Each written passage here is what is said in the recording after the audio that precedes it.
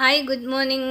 வெங்காயம், கேரட்டு, 2 சீரகம், தேங்காய், கருவேப்பிலை எல்லாத்தையும் போட்டு கொத்தமல்லியும் போட்டு நல்லா இந்த மாவோடு மிக்ஸ் பண்ணி வச்சுருக்கேன். இது என்ன மாவுனா முழு பயிறு 1 கப்பும் 1 டேபிள் ஸ்பூன் அரிசியும் போட்டு ஓவர் நைட் சோக் பண்ணி வச்சேன். காலையில் அரைச்சிட்டு இதை நான் குழிப்பணியார கல்லில் எடுத்துக்க போகிறேன். தோசையாகவும் வாக்கலாம், எண்ணெயில் பொரிச்சும் எடுக்கலாம். பட் அதெல்லாம் எங்களுக்கு பிடிக்கலை. குழிப்பணியாரம் ரொம்ப அருமையாக இருக்கும்.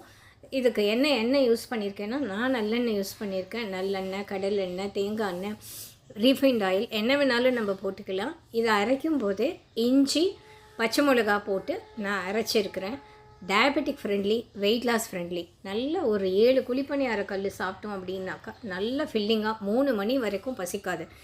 அந்த அளவுக்கு நல்ல ஃபில்லிங்காக இருக்கும். ஹை ரிச் ப்ரோட்டீன், டயபெட்டிஸ்க்கு ரொம்ப நல்லது. செஞ்சு பாருங்கள். உங்கள் ஃபீட்பேக்கை எனக்கு கொடுங்க. தேங்க்யூ ஃபார் வாட்சிங்.